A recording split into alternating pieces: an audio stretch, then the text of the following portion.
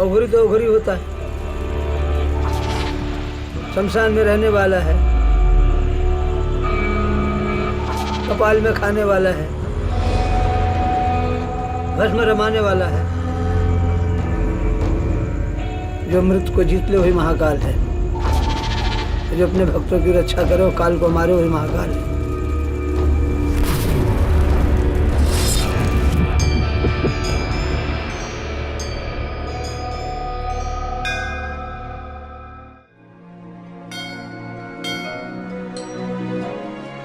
ये कहानी है अवंतिका नगरी की, यहां विराजमान शिव के सबसे शक्तिशाली रूप की, उस रूप से जुड़े कुछ खास लोगों की, और शिव के महापर्व महाशिवरात्रि की।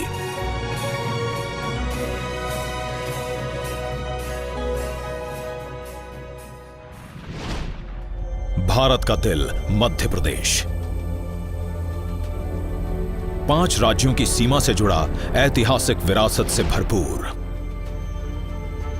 और यहां बसा उज्जैन।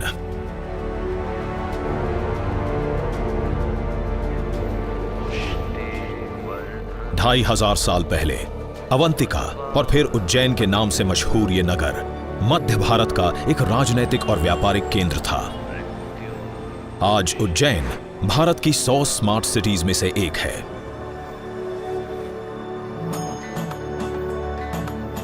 यहां भक्तों के मन में, पूजा के स्वर में, हर सड़क, हर नुक्कड़ पर दिखाई देती है शिव के प्रति आस्था।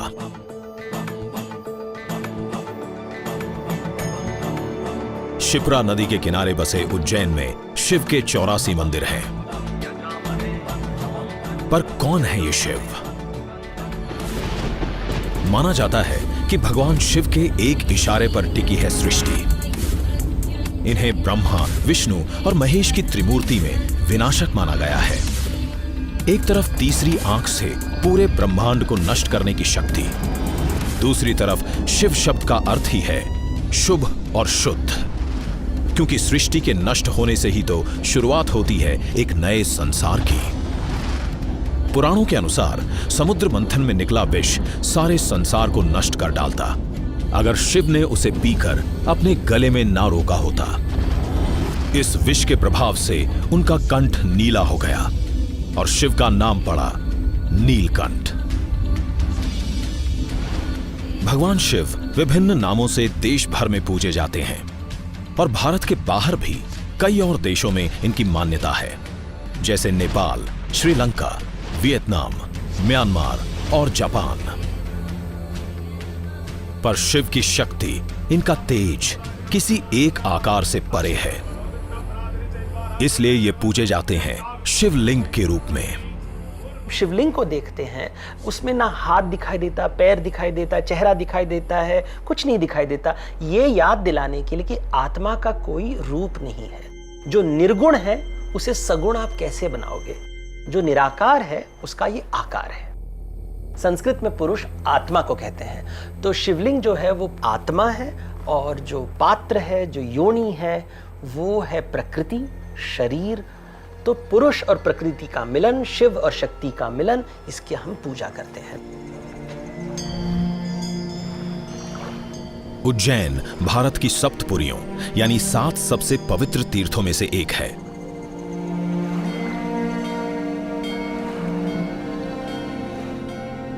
छह लाख की जनसंख्या वाले इस छोटे से शहर में 2016 के सिंहस्थ कुंभ के दौरान करोड़ों श्रद्धालु आए।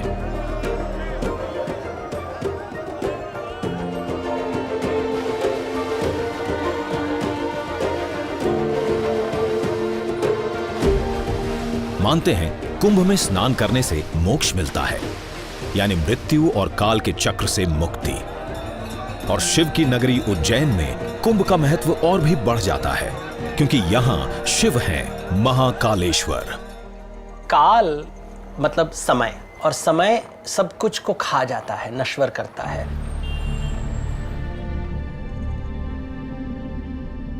समय के साथ सब कुछ बदलता है, तो हम समय से बहुत डरते हैं। काल को बहुत ही भयानक रूप दिया गया है। तो शिवजी वो है जो काल के ऊपर विजय प्राप्त करते हैं। इसलिए वो महाकाल है। मृत्यु और समय से परे, सांसारिक सुख से दूर शिव वैरागी हैं। आकाश, पाताल, कैलाश पर्वत या शमशान का छोर शिव के लिए हर जगह बराबर है। एक अघोरी का निवास भी। अघोरी वो हैं जो घृणा से परे हैं। मोक्ष की खोज में ये शिव भक्त समाज के दायरे से बाहर शमशान में रहते हैं। भस्म रमाकर ये शिव की तरह ही तपस्या करते हैं। अघोरी तांत्रिक हैं।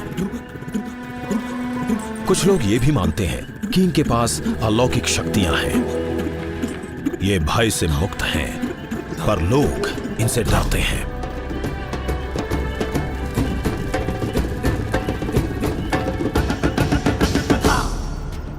चौदह साल से हर रोज की तरह अघोरी बाबा बम बम नाथ चल पड़े हैं अपनी मंजिल की ओर।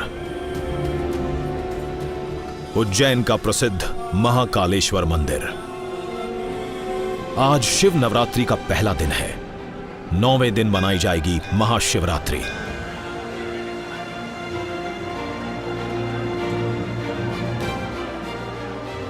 सुबह के 3:30 बजे हैं, पर मंदिर का नंदी हॉल भरा हुआ है।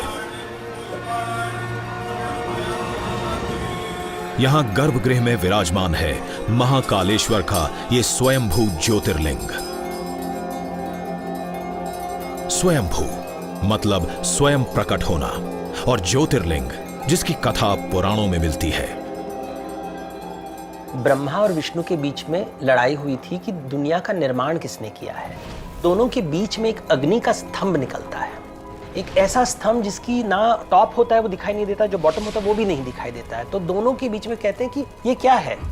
तो ब्रह्मा जी कहते हैं कि मैं हंस के रूप में इसका जो शिखर है उसके तरफ जाऊंगा, और विष्णु जी कहते हैं कि मैं वराह के रूप में उसके बेस के तरफ जाऊंगा। ब्रह्मा और विष्णु की यह खोज कई कालों तक चली, पर न ब्रह्मा शिखर तक पहुंच पाए और न विष्णु नींव तक। दोनों परास्त होकर लौट आए।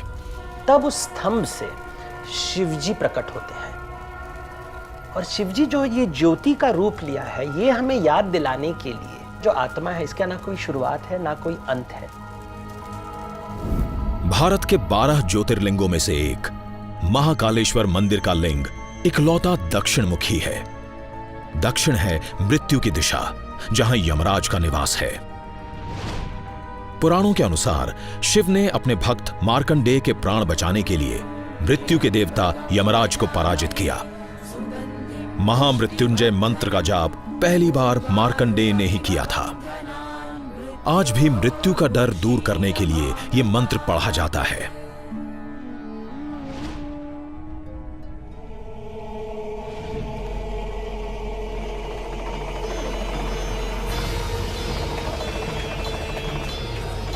और मृत्यु के चिन्ह राख से जुड़ी है भस्म आरती, महाकालेश्वर मंदिर की अनोखी प्रथा।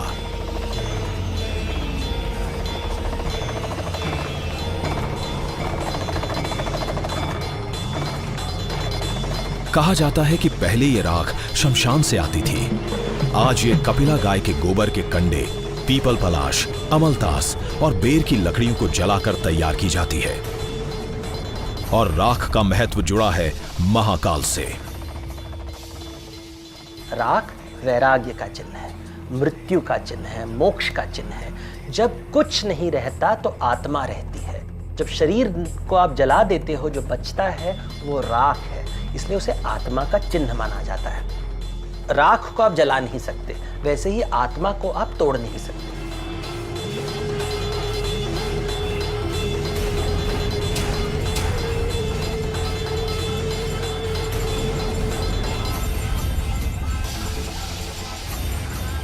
भस्म आरती केवल महाकालेश्वर मंदिर में ही की जाती है। यहां विराजमान है शिव का सबसे शक्तिशाली रूप। माना जाता है कि इसके दर्शन भर से ही मृत्यु का भय खत्म हो जाता है। पर देश भर में शिव को विभिन्न रूपों में पूजा जाता है। भारत के अलग अलग राज्यों में हम जाएं तो अलग अलग रूप दिखाई देते हैं। जैसे दक्षिण भारत में जाएं तो मोस्ट फेमस मूर्ति है तांडव मूर्ति, जहाँ पे वो नटराज हैं। कुछ राज्यों में जाएं तो हम देखते हैं कि शिव जी को हमेशा शक्ति के साथ दिखाया गया है, अर्धनारेश्वर के रूप में। एक और रूप होगा उनका विभित्स रूप, जिसे हम भैरव रूप कहते हैं या वीरभद्र का रूप कहते हैं। यहाँ पे वो दिगंबर हैं। फिर दक्षिणेश्वर का रूप होता है कि कैलाश पर्वत पे बैठ के वो वेद, पुराण और तंत्रों का ज्ञान ऋषियों को दे रहे हैं। हिमाचल और पंजाब के साइड में जाए तो भोलेनाथ की बात होते हैं कि इतने भोले हैं कि उन्हें सांसारिक जीवन समझ में नहीं आता। और महाकालेश्वर यानी समय और काल के ईश्वर, ये कोई संयोग नहीं कि शिव का ये रूप विराजमान है उज्जैन में। ये वो नगरी है जिसका प्राचीन काल से समय के साथ अटूट नाता है। जो रेखा आज ग्रीनविच से जाती है, जीरो मेरिडियन जिसको कहते हैं, वो उस समय उज्जैन से जाती थी। और दुनिया भर के समय यहाँ के उज्जैन के समय से तय किए जाते थे। प्राइम मेरिडियन या 0 डिग्री लॉन्गिट्यूड वो काल्पनिक रेखा है जो नॉर्थ और साउथ पोल को जोड़ती है। समय की गणना इसी लॉन्गिट्यूड से की जाती है। 1884 में ग्रीनिच को विश्व का प्राइम मेरिडियन स्वीकारा गया। दुनिया भर के टाइम जोन्स की गणना आज भी इसी से की जाती है। पर कई सदियों पहले भारत में समय की गणना के लिए प्राइम मेरिडियन उज्जैन में माना जाता था। यही नहीं, ट्रॉपिक ऑफ कैंसर यानी कर्क रेखा भी उज्जैन से गुजरती थी, वहीं से जहां महाकालेश्वर का शिवलिंग विराजमान है। पुराणों के अनुसार उज्जैन को भौगोलिक दृष्टि से धरती की नाभि कहते थे, यानी naval of the earth. Ujjain नाभि इसलिए है कि पूरब से पश्चिम, उत्तर से दक्षिण दोनों रेखाएं यहाँ कटती थी, इसलिए नाभि है। अब महाकाल चूंकि पृथ्वी के केंद्र में है, काल की गणना यहाँ से की जाती है, इसलिए महाकाल मंदिर की स्थापना। पृथ्वी अपने एक्सिस पर 23.5 डिग्रीज के एंगल पर घूमती है और समय के साथ इसका एंगल और ट्रॉपिक ऑफ कैंसर यानी कर्क रेखा का स्थान दोनों बदलते रहते हैं। आज कर्क रेखा उज्जैन से करीब 37 किलोमीटर दूर डोंगला गांव से गुजरती है। दूसरी सदी के ग्रीक विद्वान टॉलेमी ने अपने भौगोलिक नक्शों में ओजीन का जिक्र किया है। ओजीन कोई और शहर नहीं, उज्जैन था। महाकाल की नगरी होने के साथ साथ प्राचीन काल से उज्जैन का इतिहास कई हस्तियों से जुड़ा है, जैसे सम्राट अशोक, जो मौर्य शासन के दौरान यहां के राज्यपाल रहे, सिंहासन बत्तीसी के नायक महाराज विक्रमादित्य और महान कवि कालिदास, जिन्होंने कई रचनाएं की, जैसे मेघदूत, जिसमें उन्होंने उज्जैन का वर्णन किया। देखिए, जब हम उज्जैन की बात करते हैं तो हमें विक्रमादित्य के बारे में बात करना चाहिए, क्योंकि विक्रमादित्य लोक परंपरा में भारत के सबसे बड़े राजा थे। एक कहानी है उनकी, विक्रम और वेताल जिसे कहते हैं, और कहते हैं कि एक अघोड़ी उनके पास आया था और कहा कि मुझे वेताल चाहिए जो महाकालेश्वर वन में रहता है। बहुत मुश्किल था उस वेताल को पकड़ना, क्योंकि अगर आपने उससे बातचीत करना शुरू कर दिया तो वो भाग जाता था। 25 बार जब वेताल प्रश्न पूछ रहा था तो विक्रमादित्य ने उत्तर दिया। जब वो चुप हो जाते हैं तो वेताल उनसे कहता है कि अगर राजा चुप रहेगा तो फिर अघोरी राज करेगा, तुम्हें चुप नहीं रहना चाहिए। तो मतलब वेताल विक्रमादित्य को राजधर्म का ज्ञान दे रहा था। न्याय और सच के साथ साथ विक्रमादित्य ने अपने शासनकाल में वैज्ञानिक खोज को भी बढ़ावा दिया। 5वीं शताब्दी में जब रोमन एम्पायर ढहने को था और यूरोप था डार्क एजेस की कगार पर, भारत में ब्रह्मांड के रहस्यों पर काम चल रहा था। पृथ्वी की गोलाई और ग्रहों की गति को समझा जा रहा था, और इन सब का केंद्र था उज्जैन। यहां की प्रसिद्ध ऑब्जर्वेटरी जंतर मंतर के सुपरिंटेंडेंट राजेंद्र गुप्त इसका वर्णन करते हैं। राजा विक्रमादित्य हैं, वो उज्जैनी के रहे हैं और उन्होंने एक संवत चलाया है जिसको विक्रम संवत के नाम से जाना जाता है, और विक्रम संवत ईसवी सन से भी पुराना है। दुनिया के सबसे प्राचीन कैलेंडर्स में से एक विक्रम संवत की शुरुआत 57 ईसा पूर्व में हुई। ये भारत के प्राइम मेरिडियन पर आधारित था और आज भी हिंदू त्योहारों की तिथि निकालने और जन्मपत्री बनाने में इसका उपयोग होता है। जो विक्रमादित्य थे उनके 9 रत्नों में से एक बरामिहिर रहे हैं। बरामिहिर एक ऐसे प्राचीन खगोलवेत्ता हुए हैं जिन्होंने खगोलीय ग्रंथ लिखे हैं। उसमें प्रत्येक ग्रंथ में खगोलीय गणना की जानकारी दी गई है। खगोल शास्त्र यानी एस्ट्रोनॉमी, ब्रह्मांड को समझने का विज्ञान। 6ठी शताब्दी में वराहमिहिर ने खगोल के एक प्राचीन शास्त्र सूर्य सिद्धांत का अध्ययन किया और उसका सार लिखा। और उसी कालगणना के संदर्भ में पहली वेधशाला सवाई राजा जयसिंह द्वितीय द्वारा उज्जैन में स्थापित की गई। वराहमिहिर के प्रयोगों के 1200 साल बाद सवाई राजा जयसिंह ने ये वेधशाला बनवाई। देश भर में 4 और वेधशालाएं बनवाई गईं, जयपुर, दिल्ली, वाराणसी और मथुरा में। उज्जैन की वेधशाला के यंत्र जयपुर और दिल्ली की तरह आज भी उपयोग में हैं। महाकाल की नगरी, जहां श्रद्धा और विज्ञान के संगम में छुपी है समय की कहानी।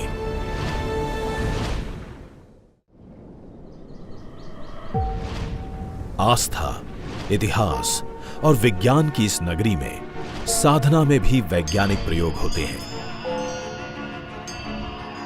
इसका एक उदाहरण है सिद्धाश्रम का ये मर्क्यूरी शिवलिंग। मर्क्यूरी या पारा एक अस्थिर धातु है, मगर यहां अन्य धातुओं के साथ मिलाकर एक शिवलिंग में ढाला गया है। ये पारा जो है शिव का तेज है, इसलिए जो है मैंने यहाँ चित्रा मैया के किनारे यहाँ पारद शिवलिंग की स्थापना की और इसमें मेरे को 3 वर्ष लगे। ये दुनिया का सबसे बड़ा पारद शिवलिंग है। ये करीब 25 कुंटल इसका वजन है और यहाँ सारी दुनिया से जो लोग आते हैं और यहाँ मेडिटेशन करते हैं, ध्यान करते हैं।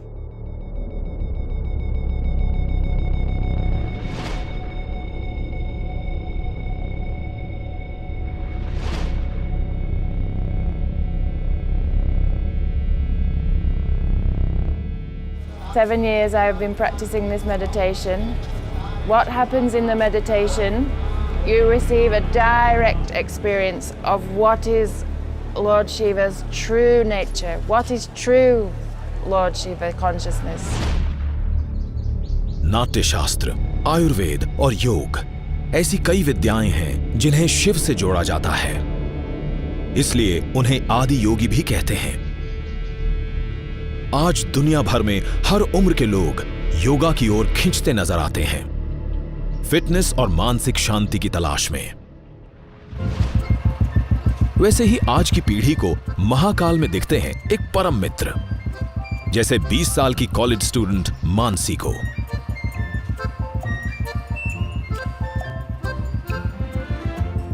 मैं एक राजपूत फैमिली से बिलोंग करती हूँ। मुझे कुछ यूनिक करना पसंद है, जो सबसे अलग हट कर हो। जैसे हॉबीज़ का बोलेंगे तो मुझे हॉर्स राइडिंग की बहुत शौक है। मैं बुलेट राइड्स करती हूँ।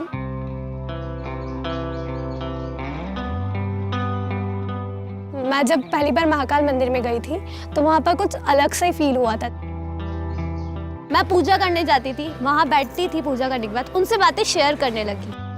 अभी ऐसी सिचुएशन हो गई है, मुझे उनके आगे जाके बोलने की जरूरत नहीं होती है, वो पहले ही सब समझ जाता है। ओम नमः शिवाय, ओम नमः शिवाय। मैं शिव जी के लिए मंडे का फास्ट रखने लग गई। उसके बाद 16 सोमवार रखने लगी। मैं 16 सोमवार रखती हूँ कि अच्छा पति के लिए।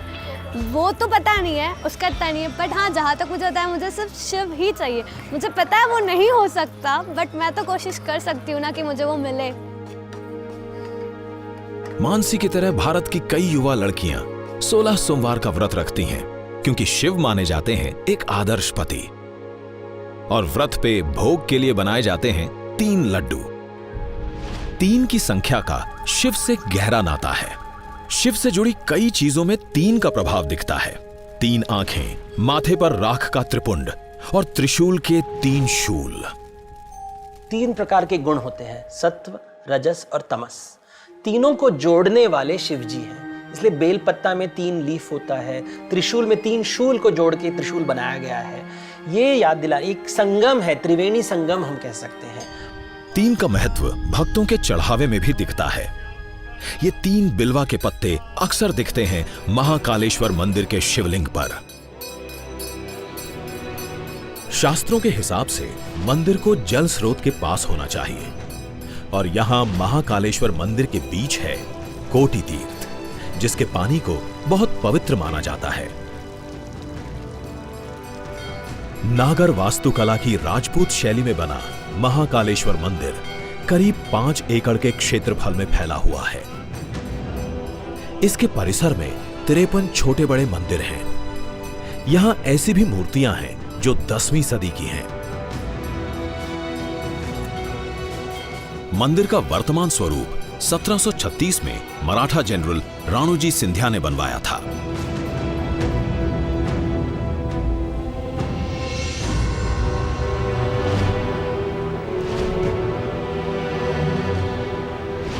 शिव के विभिन्न रूप मंदिर के अलग अलग तलों में विराजमान हैं। सबसे ऊपर नाग चंद्रेश्वर, जो साल में सिर्फ एक बार नाग पंचमी पर खुलता है। उसके नीचे भूतल पर ओमकारेश्वर और सबसे नीचे तलघर में है गर्भगृह, मंदिर का सबसे पवित्र स्थान, जहां है महाकाल का निवास।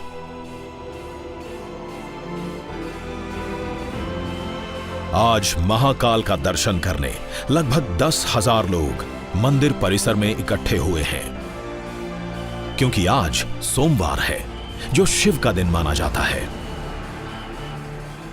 सोमवार सोम के साथ जुड़ा है और सोम मतलब चंद्रमा।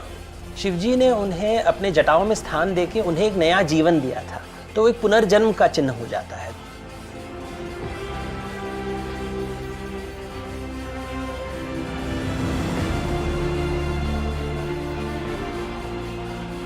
महाशिवरात्रि में बस कुछ ही दिन बाकी हैं। अनुमान है कि श्रद्धालुओं की संख्या 2 लाख तक पहुंचेगी। शिव उज्जैन के राजा माने जाते हैं। यही कारण है कि भारत सरकार का कोई भी उच्चाधिकारी यहां रात नहीं बिताता, क्योंकि स्थानीय मान्यता के अनुसार एक शहर में केवल एक ही राजा रह सकता है, और जब राजा है तो उसके राज्य की रक्षा भी जरूरी है। महाकालेश्वर मंदिर से करीब 5.5 किलोमीटर दूर है काल भैरव का मंदिर, जो शिव के कोतवाल माने जाते हैं।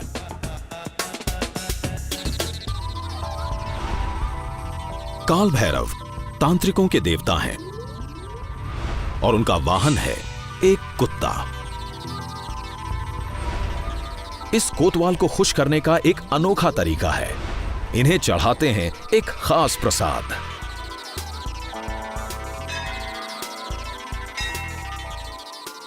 तंत्र पीठ होने के कारण यहाँ जो है काल भैरव भगवान की 3 प्रकार से पूजा होती है, सात्विक, राजसिक और तामसिक।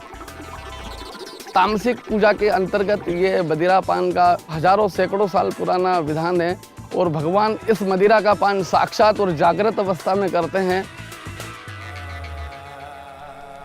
यहां महाकाल की नगरी में उनका परिवार बसा हुआ है। महाकालेश्वर मंदिर के पास उनके पुत्र गणेश का वास है। इस 15 फीट ऊंची प्रतिमा के रहते मंदिर का नाम ही बड़ा गणेश पड़ गया है। महाकालेश्वर मंदिर के निकट है उनकी पत्नी सती का मंदिर, जिनको यहां मां हरसिद्धि के नाम से जाना जाता है। यह मंदिर दुनिया के 51 शक्ति पीठों में से एक है, जिनमें से 7 भारत के बाहर हैं।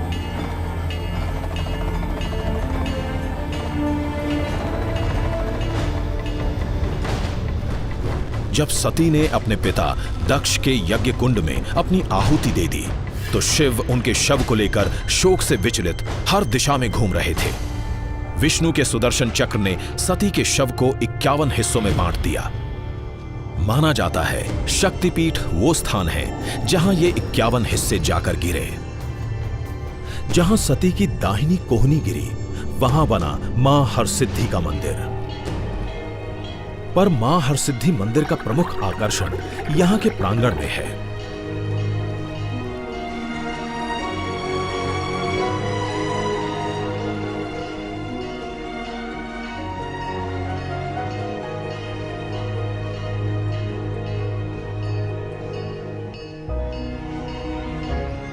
61 फीट ऊंची इन 2 मीनारों पर 756 दिए हैं जो हर शाम जलाए जाते हैं। मां हरसिद्धि विक्रमादित्य की कुल देवी भी थीं। कहा जाता है कि जब विक्रमादित्य दीप राग गाते थे, ये दिए खुद ब खुद प्रज्वलित हो जाते थे।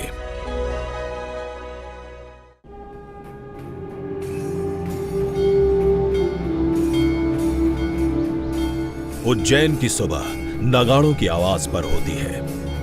कोना कोना नगाड़ों की ताल से गूंजने लगता है। शिव और शक्ति के मंदिरों की आरती में नगाड़े बजाने की प्रथा सदियों से चली आ रही है। ये हैं नरेंद्र कुशवाहा। इन्हें नगाड़ा सम्राट भी कहते हैं। अलग अलग वस्तुओं से तरह तरह के नगाड़े और डमरू बनाने के लिए इनका नाम दर्ज है Limca book of world records में। मैं बचपन में जब तीसरी चौथी क्लास में जब पढ़ने जाता था स्कूल में, तो मंदिर के सामने से जाता था तो वहाँ पे नगाड़ा बजता था। बड़ा अच्छा लगता था। मंदिर में कभी घंटी बजाते थे, कभी मंजीरे बजाते थे। मंदिर में नगाड़ा बजाने को अच्छा सा मिलने लग गया। खूब नगाड़ा बजाते थे। 40 सालों में नरेंद्र कुशवाहा ने अपने हाथों से हजारों नगाड़े और डमरू बनाए हैं। शीशा, धातु, लकड़ी, चीनी मिट्टी जैसी अन्य कई वस्तुओं से।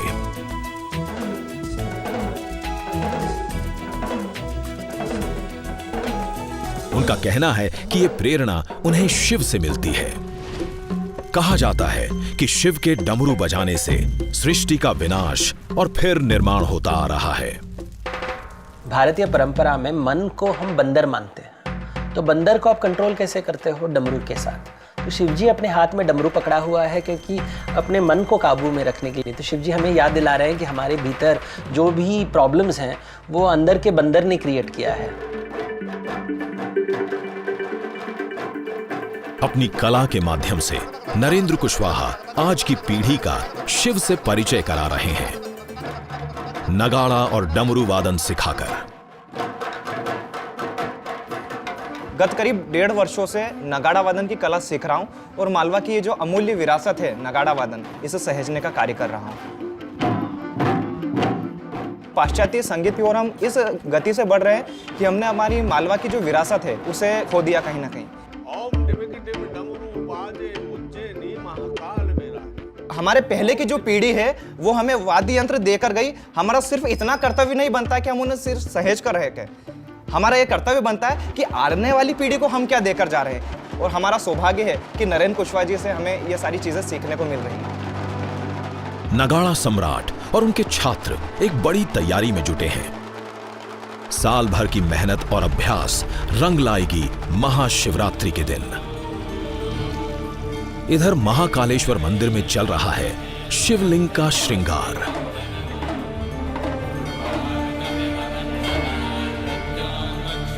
यूं तो श्रृंगार हर रोज होता है, मगर शिवरात्रि के 9 दिन ये और भी अद्भुत हो जाता है।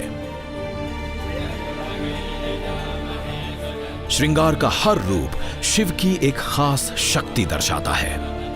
हम निर्गुण को भी सगुण बनाना चाहते हैं, इसलिए जो शिवलिंग होता है उसके ऊपर हम श्रृंगार करते हैं, मुखौटा डालते हैं, उनके ऊपर आंख का चित्र बनाते हैं, एक चेहरा बनाते हैं देव का, ताकि हम उनका दर्शन कर सके और वो हमारा दर्शन कर सके।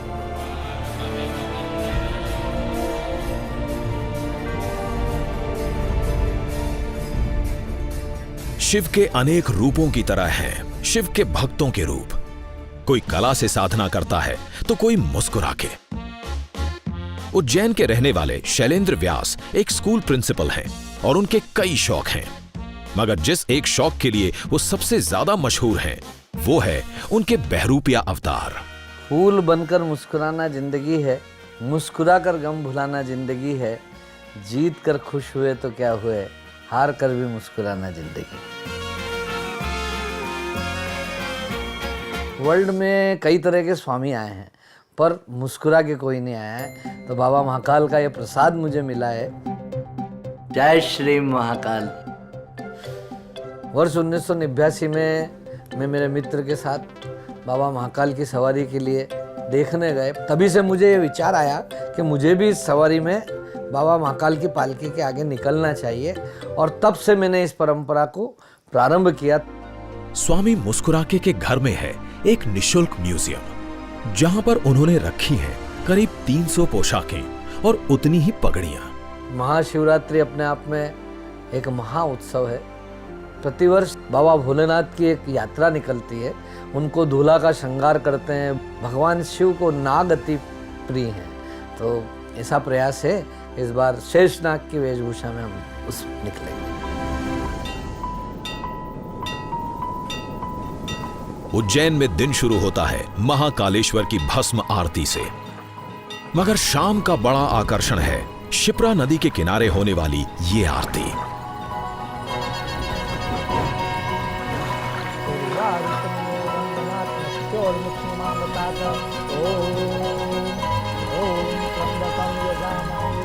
पवित्र शिप्रा का तट, शांत नदी का निस्वर संगीत, काल की इस नगरी में समय कुछ पल रुक सा जाता है।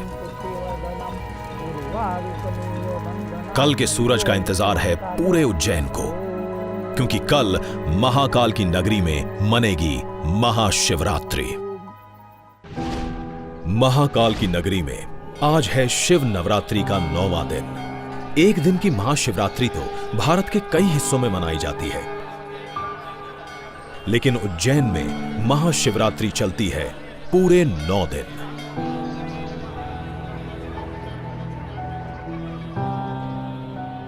शिवरात्रि तो हर महीने मनाई जाती है और महाशिवरात्रि साल में एक बार। महाशिवरात्रि भी एक ऐसे समय है जब शीतकाल खत्म हो रहा है और वसंत ऋतु की शुरुआत हो रही है। मकर संक्रांति पहले आता है, उसके बाद शिवरात्रि आता है, उसके बाद होली आता है। मतलब एक शिफ्ट हो रहा है दुनिया का, मतलब साल की मृत्यु और साल का पुनर्जन्म हो रहा है। महाशिवरात्रि उस तांडव की रात भी मानी जाती है जब शिव ने संसार का विनाश करके नई सृष्टि की नींव डाली।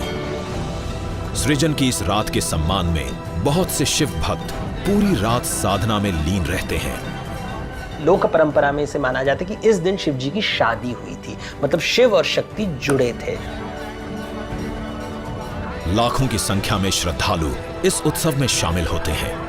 इस बार ये भीड़ और भी ज्यादा है क्योंकि ये महाशिवरात्रि सोमवार को पड़ी है।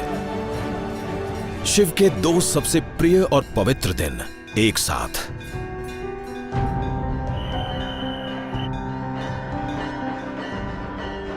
जहां मंदिर का प्रशासन पूजा की तैयारी में व्यस्त है, वहीं शहर का प्रशासन व्यस्त है लाखों भक्तों के लिए कुशल प्रबंधन में। आज महाशिवरात्रि है, बहुत ज्यादा तादाद में लोगों हैं और काफी भीड़ है, बाहर तक लाइन लगी हुई है। पुलिस भी यहाँ पर बहुत शक्ति से अपना काम कर रही है। सुरक्षा व्यवस्था और जो श्रद्धालुओं की भक्ति भावना है, इसमें एक संतुलन बनाना ही हमारा सबसे बड़ा उद्देश्य होता है। एक दिन की जो मुख्य शिवरात्रि की व्यवस्था है, उसमें 1000 से भी ज़्यादा का बल डिप्लॉयड रहता है। साथ ही सुरक्षा के जो हमारे अलग अलग तरीके हैं, जैसे सीसीटीवी कैमरास हैं, साथ ही जो महाकाल मंदिर है उसमें जहाँ जहाँ पे पब्लिक को हमें चैनलाइज करना है वहाँ पे हम सीसीटीवी कैमरा लगाते हैं। तो इन सब का एक समन्वय स्थापित किया जाता है कि एक ऐसी व्यवस्था की जाए जिसमें अगर श्रद्धालु की तादाद बढ़ती है तो भी हम उनको केटर कर पाएं।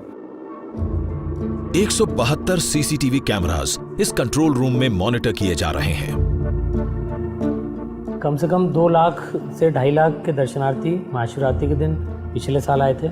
इस साल हमको उम्मीद है कि ये 3-3.5 लाख से अधिक आने की संभावना है। जितनी भी ज़्यादा भीड़ आए हम उसको मैनेज कर पाएँ, उनको सुगमता से दर्शन कराएं, ये हमारा ध्येय रहेगा।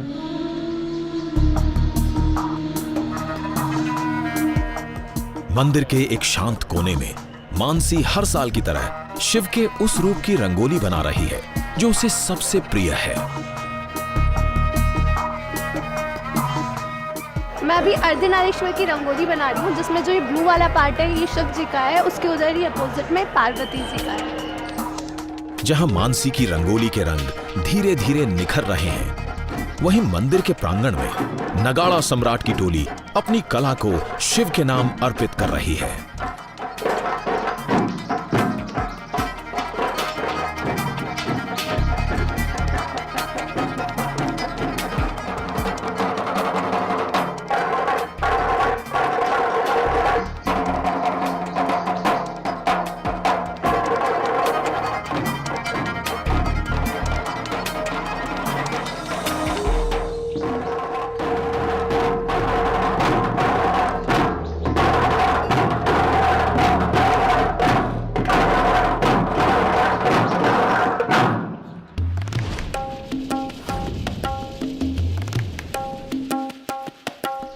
शहर के एक और हिस्से में स्वामी मुस्कुरा के तैयार हैं अपनी मनपसंद वेशभूषा शेषनाग के रूप में। जय श्री महाकाल। शिव की नगरी, शिव का धाम, और शिव ही करेंगे सबके काम।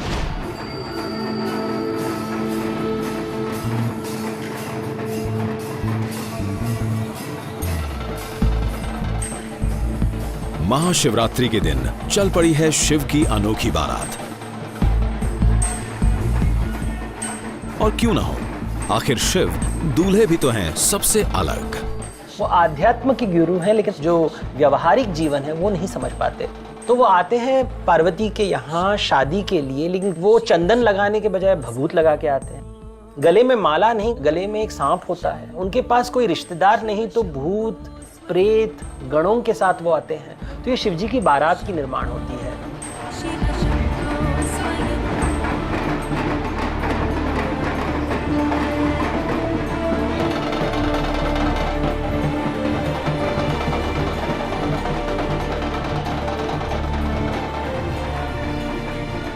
मुस्कुराके की मुस्कुराहट बता रही है कि आज उनकी पहचान और कुछ नहीं, बस एक शिव भक्त की है। उज्जैन की सबसे बड़ी बारात अब अपनी मंजिल पर आ पहुंची है, जहां अब फेरों का समय है।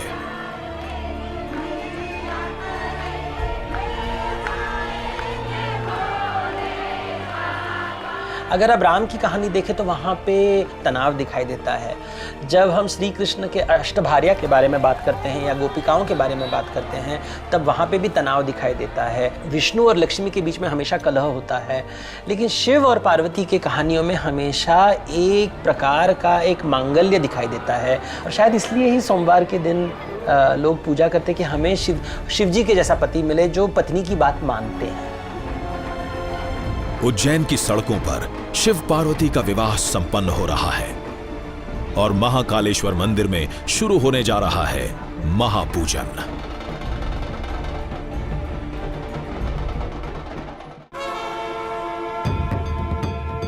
उज्जैन में आज रात है महाशिवरात्रि की।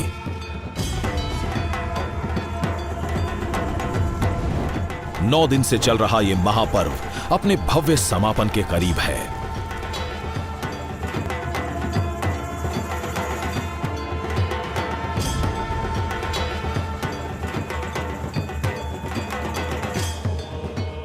मंदिर के गर्भगृह में तैयारी हो रही है आज रात की सबसे विशेष पूजा की। मंदिर से कुछ दूर बन रहा है एक बहुत खास सेहरा। आक और धतूरे के फूलों को पिरोकर।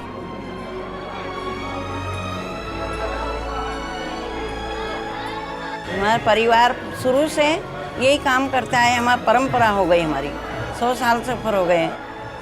सेहरा के फूल बम्बई से भी लाए और पूना से भी लाए, उज्जैन शहर से भी खरीदे हमने, और फिर पूरा परिवार मिल के बनाते हैं। महाशिवरात्रि की रात की सबसे महत्वपूर्ण पूजा महापूजन आज रात 11 बजे से 4 बजे तक चलने वाली है। शिवलिंग का अभिषेक पंचामृत से किया जा रहा है, जिसमें है दूध, दही, घी, शहद और शक्कर।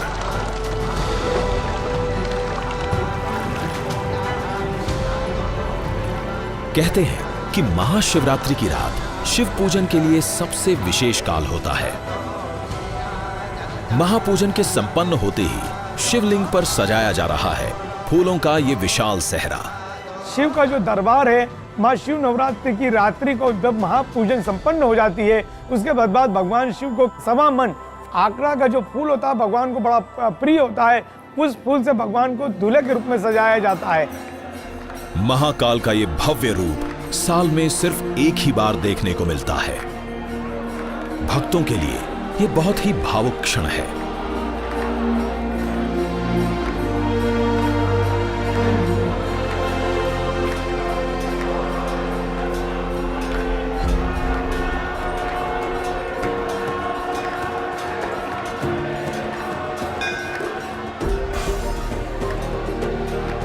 सुबह के 4 बजे हैं। महापूजन समाप्त हो गया है।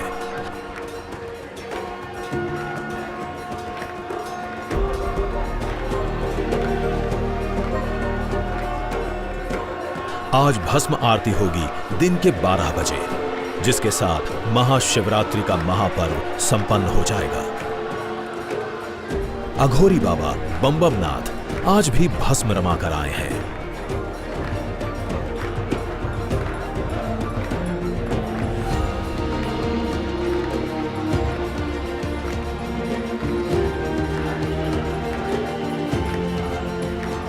अपने भक्तों के लिए इस निरंतर बदलते हुए संसार में कुछ स्थिर है तो वो बस शिव है।